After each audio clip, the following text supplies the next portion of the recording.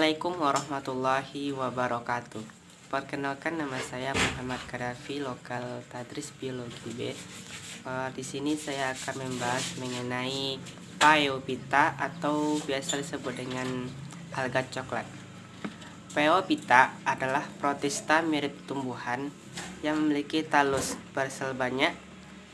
Phaeophyta ini biasanya ditemukan dalam bentuk lembaran, bersifat multiseluler, sehingga dapat diamati dengan kasat mata atau makroskopis, atau dengan mata telanjang bisa kita lihat. Phaeophyta ini biasanya hidup di air laut. Kebanyakan spesiesnya hidup di air laut pada air yang dingin, dan hanya sedikit yang hanya hidup di air tawar. Tubuhnya itu memiliki alat pelekat untuk menempelkan tubuhnya kepada substrat. Phaeophyta ini memiliki gelembung udara yang akan berfungsi untuk menyimpan gas nitrogen, dan beberapa ordo dari Phaeophyta ini dapat mengambang di atas air melalui bantuan dari gelembung ini sebagai pelampung baginya. Baik, selanjutnya kita akan bahas mengenai ciri-ciri dari Phaeophyta ini sendiri. Yang pertama, Phaeophyta ini sudah memiliki membran inti atau biasa kita sebut dengan eukariotik. Berbeda dengan alga-alga yang lain, Phaeophyta ini sudah memiliki membran inti. Kemudian alga ini tidak bersel satu atau uniseluler lagi, tapi alga ini sudah bersifat multiseluler, sehingga dapat kita jumpai secara makroskopis atau bisa kita lihat dengan mata telanjang sendiri. Kemudian biasanya Phaeophyta ini bisa kita jumpai dalam bentuk lembaran-lembaran. Bahkan ada yang Phaeophyta ini berbentuk seperti tumbuhan tingkat tinggi atau rantai, karena memiliki bagian hanya menyerupai bagian akar, daun dan batang. Kemudian gelembung Phaeophyta ini memiliki gelembung yang mengandung nitrogen sebagai pelampung baginya agar bisa mengapung di permukaan air. Kemudian talusnya itu ada yang bersifat mikroskopis dan ada yang bersifat makroskopis. Kemudian yaitu memiliki pigmen atau klorofil A, B, xanthofil, dianoxanthofin, serta xanthofil yang jumlahnya itu dominan, dan ada juga viola-xanthofin. Kemudian Phaeophyta ini berbentuk filamen atau benang-benang. Filamennya ini ada yang bercabang, ada yang tidak bercabang, dan ada juga yang tumbuhnya itu cuman tegak. Kemudian karena memiliki klorofil, Phaeophyta ini bersifat autotrof, sehingga dia ini bisa menghasilkan makanan sendiri melalui proses fotosintesis. Phaeophyta ini memiliki jaringan transportasi seperti tumbuhan tingkat tinggi. Kemudian ia itu memiliki dinding sel. Dinding selnya ini tersusun oleh algi atau asam alginat, dan ruang antar selnya juga tersusun oleh asam alginat ini. Kemudian ada dinding sel juga tersusun oleh selulosa. Hampir semua dari jenis Phaeophyta ini hidup secara berkoloni, sehingga jika berkoloni dia akan membentuk variasi yang berbeda-beda, bahkan ada yang mencapai 30 meter. Seperti yang dikatakan tadi, habitatnya itu kebanyakan di air laut, mulai dari permukaan sampai 5 meter di bawah permukaan laut.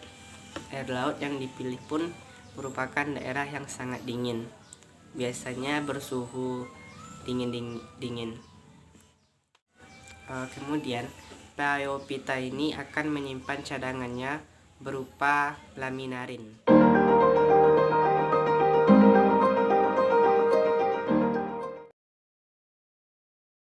Selanjutnya kita akan membahas mengenai klasifikasi dari Phaeophyta itu sendiri. Yang pertama, kelompok dari Phaeophyta ini ialah Laminaria. Laminaria ini memiliki batang daunnya berbentuk lembaran mengandung yodium dan asam alginat. Laminaria ini biasa ditemukan di pasang surut air laut di batu karang. Biasanya ia terletak di pukulan ombak. Ia akan terlihat di sana. Laminaria ini sangat berperan untuk manusia, terutama untuk pembuatan produk kecantikan dan untuk medis. Selanjutnya, klasifikasi yang kedua ialah makrosistis. Seperti bagaimana dengan namanya yang makro, ganggang ini diklasifikasi sebagai salah satu ganggang terbesar yang pernah ada, yang pernah diketahui maksudnya. Kemudian ia ini menghasilkan yodium dan asam alginat. Biasanya difungsikan sebagai bahan industri. Selain bahan industri, dia itu juga berperan dalam produk kecantikan.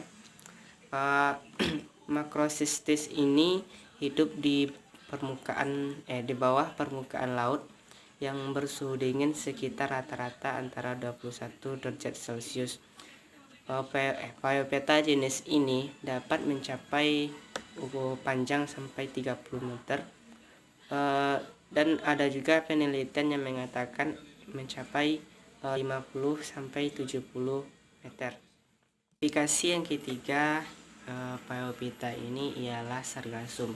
Sargasum ini memiliki ciri-ciri seperti daunnya itu berbentuk seperti lembaran, kemudian batangnya itu pipih, dan di antara batang dan tangkainya itu memiliki gelembung-gelembung. Seperti yang dikatakan sebelumnya, gelembungnya ini berfungsi sebagai pelampung baginya agar bisa mengapung di permukaan air. Lalu batang utamanya ini pipih, mempunyai bagian seperti daun di sisi sampingnya. Talus dari sargasum ini berbentuk seperti pohon. Reseptakelnya mempunyai modifikasi cabang yang berbentuk bulat atau seperti lingkaran-lingkaran. Selanjutnya, klasifikasi yang terakhir ialah fucus.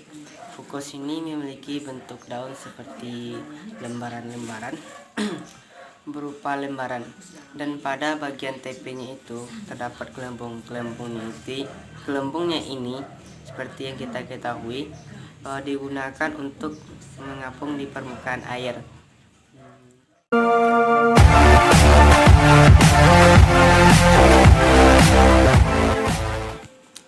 Selanjutnya kita akan membahas mengenai reproduksi Phaeophyta itu seperti apa. Phaeophyta ini bereproduksi dengan dua cara, yaitu seksual dan aseksual. Yang pertama kita akan membahas dengan secara aseksual. Aseksual ini Phaeophyta ini mengeluarkan spora.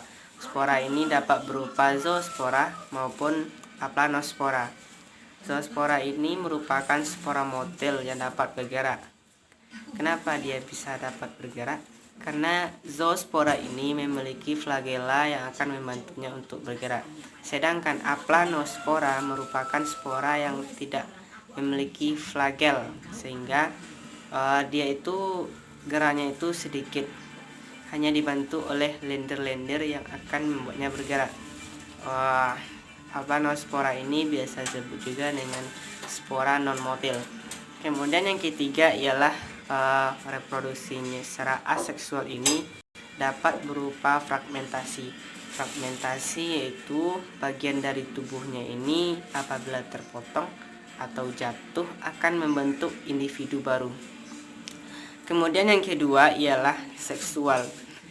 Phaeophyta bereproduksi seksual dengan tiga cara, yaitu isogami, anasogami, dan oogami. Isogami ialah peleburan antara dua sel gamet, yang mana sel gametnya itu memiliki bentuk dan ukurannya itu sama. Sedangkan anisogami merupakan peleburan antara dua sel gamet yang memiliki bentuk sama namun ukurannya berbeda. bentuknya sama dan namun ukurannya itu berbeda. Kemudian oogami. Oogami itu peleburan dua sel gamet yang sudah memiliki bentuk dan ukurannya itu berbeda.